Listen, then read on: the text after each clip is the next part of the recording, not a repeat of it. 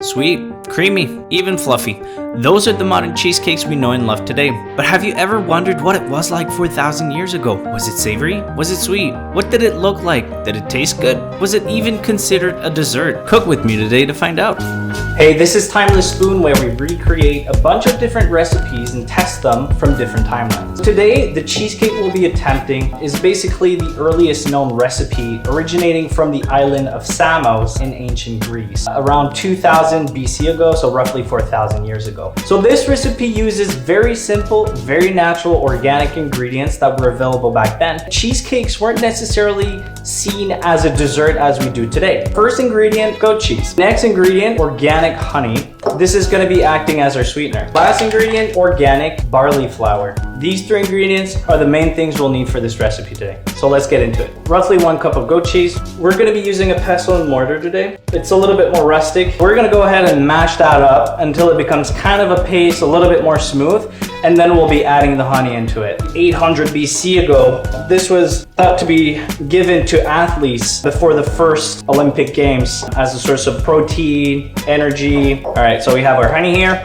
So this is going to be 2 tablespoons of honey. Make sure it's all nice and even. It's already giving kind of a gooier texture. You can actually smell the honey through the cheese, which is quite nice. Let's add our flour. We're going authentic, so we're going with the barley flour. Half a cup. I want to make sure I don't get any chunks in there, so I am going to sift it. Let's pound that in. So this will be a little bit complicated with the pestle and mortar. I think at this point I'm going to use a spatula. This recipe was actually modified by the Romans after they conquered Greece, and they started adding, eggs and aromas, which probably made this a lot better. So we're already forming a dough. It kind of looks like when you're making tortilla. Texture-wise, it doesn't stick. It's very, very soft. I'm surprised about that. They'll be easy to shape this way. Nice ball of dough. So I know this is raw, but I still want to taste it. That is surprisingly good. It almost tastes like a very sweet yogurt. The goat cheese itself, tangy. It's a lot more sweet than what I expected. The honey's kind of pushing towards that sweetness that the goat cheese already has. More promising than what was expected, but let's check at the end how good this becomes.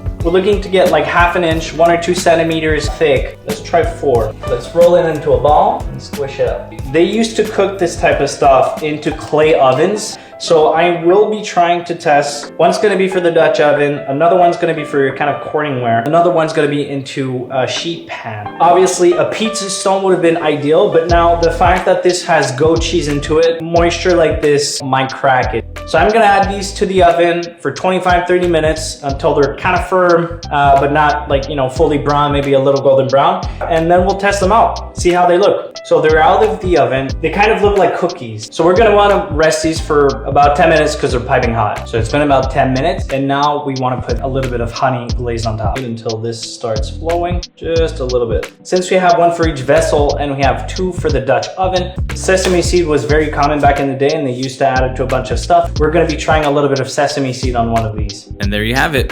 4,000-year-old disc cheesecakes. Not what I would have expected. Kind of looks a little bit more like a peanut butter cookie look-alike. But most importantly, what does it taste like? Kind of spongy. It looks a little bit dense. It's a little bit grainy. Kind of feels like a big block when you're eating it. It tastes much more like goat than when I had the raw dough. This tastes a lot less sweet, a lot more dry on the outside, and very dense in the inside. Obviously, we didn't have any leavening or anything like that. We didn't mix all nice fluffy with a bunch of air. So let's try with the sesame seed. It really tastes the same. I would add a little bit extra honey. I think that'll make it a lot better. Oh yeah, it needed that. World of a difference. This is much, much better. So I brought in some people to test these, and let's just say that the honey smothered one was a clear favorite. Now, if I had to remake this recipe, I definitely go with a sweeter and less herbaceous goat cheese. To easily remake this, I'd probably substitute the barley flour with some whole wheat flour. To help with the density, I definitely use a stand mixer or something else to incorporate some air into the goat cheese. For the vessel used, it didn't really make much of a difference anyway. And for sure, I'd be using more honey glaze. Oh, and remember when I mentioned this recipe was upgraded by the Romans? If you're curious about those improvements, click on the video that pops up right now. If you don't see it yet, try subscribing to make sure you don't miss out. All right, sweet. Thanks for watching.